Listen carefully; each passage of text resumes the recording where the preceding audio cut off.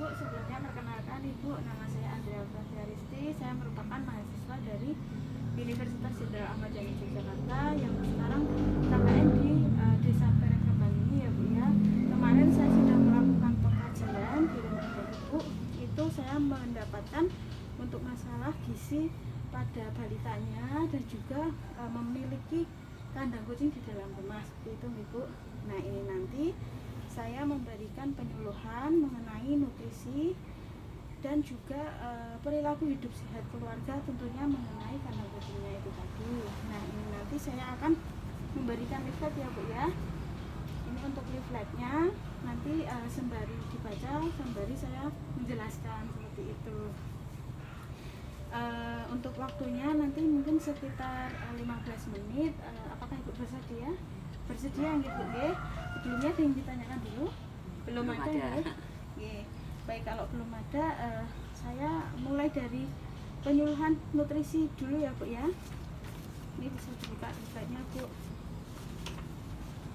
Nah, yang pertama ini saya akan memberikan penyuluhan mengenai nutrisi untuk menjaga kestabilan berat badan balita. Nah, sebelumnya Ibu sudah mengetahui mengenai gizi seimbang Ibu? belum nggih. Jadi di sini menurut Kemenkes 2012 ini gizi seimbang merupakan makanan yang dikonsumsi dalam satu hari, beragam dan mengandung zat tenaga, pembangun dan zat pengatur sesuai dengan kebutuhan tubuhnya. Keadaan ini tercermin dari derajat kesehatan dan tumbuh kembang balita yang optimal seperti itu. Dan di sini ini ada manfaat nutrisi ya Bu ya. Manfaat nutrisi bagi balita sendiri. Anak balita merupakan rentan terhadap masalah kesehatan dan juga gizi. Dan anak balita paling mudah terkena masalah gizi karena pada usia balita sedang aktif dan tumbuh sehingga memerlukan asupan gizi yang lebih besar. Jadi nutrisinya harus selalu tercukupi seperti itu nih Bu. Nah di sini saya ada contoh Ibu. Nah ini dinamakan isi piringku, di mana dalam satu piring ini ada makanan pokok, lauk pauk, buah-buahan dan juga sayuran. Nah untuk kebutuhannya sendiri, yang pertama ini makanan pokok sepertiga bagian Bu. Nah dari makanan pokok ini ada nasi ya Bu ya, ada beras, jagung, kentang, ubi. Nah untuk makanan pokok biasanya menggunakan nasi ya Bu, jadi sepertiga bagian. Kalau untuk bervariasi agar anaknya tidak bosan, bisa pakai kentang, pakai jagung seperti itu Ibu. Untuk sayuran ini juga sepertiga bagian ya Bu ya. Ini juga ada sayuran seperti sawi, bayam. Bayam itu mengandung banyak zat besinya Bu, agar anak tersebut tidak mengalami anemia. Lalu untuk wortelnya ini juga bagus untuk vitamin A ya Bu ya, untuk mata juga, dan sayuran lainnya. Nah untuk buah-buahan sendiri ini 1/6 bagian Bu. Jadi 1/6 bagian. Untuk buah-buahan sendiri bisa diperoleh dari yang ada di depan rumah juga bisa Bu. Misalnya mangga, lalu pepaya, pisang, itu juga bagus. Lalu untuk lauk pauknya juga 1/6 bagian ya Bu ya. Ini seperti ikan, daging, tempe, tahu, telur atau ayam seperti itu. Nah untuk selanjutnya, nah ini untuk cara menjaga kesehatan tubuh anak agar tidak rentan sakit. Misalnya yang pertama ini mengajarkan anak untuk selalu mencuci tangan. Misalnya adiknya itu setelah memegang kucing atau ini mau makan, kita cuciin dulu Bu tangannya seperti itu. Lalu yang kedua ini membiasakan hidup sehat seperti menggosok gigi 2 kali sehari dan juga mandi 2 kali sehari seperti itu. Dan yang ketiga ini untuk meningkatkan kekebalan tubuh. Nah untuk meningkatkan kekebalan tubuh ini ada banyak Bu. Yang pertama ini mengajak balita berolahraga, misalnya diajak jalan-jalan atau senam santai gitu Ibu. Bisa. Terus tentunya makan makanan yang sehat seperti saya yang jelaskan tadi, dan membuat jadwal tidur yang teratur. Seperti tadi Ida bangun ya tidur siang ya Bu ya. Terus seperti itu. Lalu memberikan makanan sehat dan melakukan imunisasi pada anak. Nantinya pada saat sekolah dasar akan diberikan imunisasi lagi, seperti imunisasi dampak lanjutan seperti itu Bu. Baik, mungkin itu ada yang ingin ditanyakan dulu mengenai nutrisi Bu? Belum ada ya Bu ya. Baik, saya lakukan evaluasi sebentar Ibu ya. Jadi sudah mengetahui gizi seimbang itu Bu? Coba dijelaskan sedikit mengenai gizi seimbang. Ya, itu makanan itu harus sesuai dengan tumbuh kembang anak dan sesuai dengan aktivitas. Ya. Itu nanti maamnya itu piringnya berisi 1 itu karbohidrat, Ya. 2 sayuran, terus ada lauk pauk, ada buah-buahan. Ya, seperti itu, benar ya Bu ya. Baik, kalau sudah memahami, belum ada yang ditanyakan untuk nutrisi?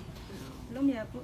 Kalau belum ada, kita lanjut di PHBS keluarga atau perilaku hidup bersih dan sehat pada lingkungan keluarga.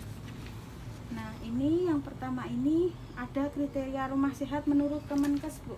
Nah, yang pertama ini tinggi bumbungan atau atap rumah itu minimal 10 meter. Yang kedua, intensitas cahayanya yang digunakan itu minimal 60 watt. Dan juga sarana air bersih minimal 60 liter per hari. Dan juga kamar tidur berukuran 8 meter persegi. Lalu jarak septic tank dan sumur itu minimal 10 meter. Dan serta jarak rumah sama kandang hewan harus 100 meter. Nah, ini nanti saya akan menggali lagi mengenai jarak rumah juga Bu sama kandang seperti itu. Nah, yang pertama ini saya akan menjelaskan bahwa apa bahaya bulu kucing. Ya. Nah, untuk bahaya bulu kucing sendiri ini biasanya mengandung bakteri parasit yang menyebabkan terjadinya berbagai penyakit hingga terkenanya virus toxoplasmosis. Itu sudah pernah mendengar Bu tentang virus toxoplasmosis?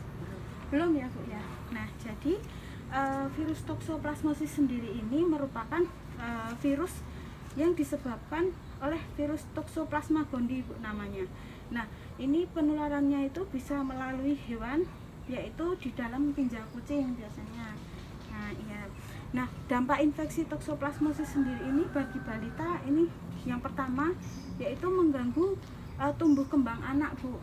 Yang kedua ini gangguan ADHD atau kepanjangannya itu Attention Deficit Hyperactivity Disorder.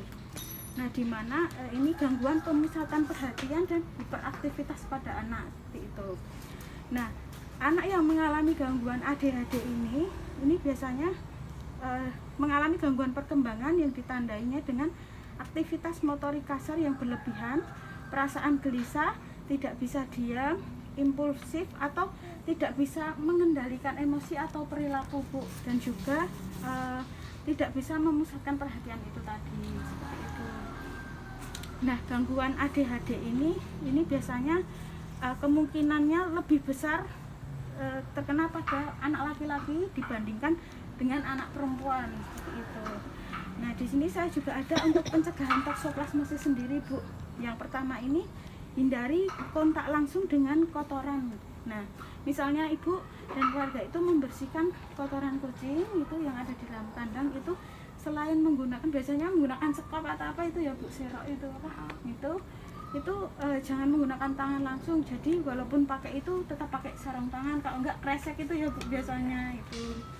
Lalu yang kedua ini mencuci tangan setelah membersihkan kotoran, dan juga misalnya adik ini habis megang terus memakan itu juga bersihkan seperti itu Bu. Yang ketiga ini juga selalu menjaga kebersihan kandang dan membersihkan tempat kotoran kucing setiap hari. Yang keempat ini disarankan untuk memindahkan kandang dari dalam itu keluar. Misalnya kalau nggak tega Bu sama kucingnya, itu kan biasanya nggak tega kalau sama kucing ya Bu ya, itu bisa ditaruh misalnya di samping rumah, dibikinin kandang seperti itu. Gitu ya Bu nggih? Ya. Baik, mungkin dari sini ada yang ditanyakan dulu? Belum ada ya Bu ya? Kalau belum ada saya kasih evaluasi sebentar. Itu. Coba Bu jelaskan mengenai kriteria rumah sehat satu saja nggak apa-apa. Ya, itu jarak kandang hewan pemeliharaan sama rumah itu minimal harus 100 meter. Ya, benar. Jadi itu tadi ya Bu ya, mungkin perlu diperhatikan lagi karena resiko virus toksoplasmosis itu juga dapat mengganggu pertumbuhan dan perkembangan anak juga seperti itu. Baik Ibu, mungkin itu saja. Terima kasih Bu atas bantuannya ya Bu ya. Nah, Ibu juga sudah sangat kooperatif sekali. Terima kasih Ibu. Iya Mbak, Iya. semoga sukses, Iya, lancar, amin. dimudahkan Amin. Terima urusannya. kasih ya Bu ya. Iya.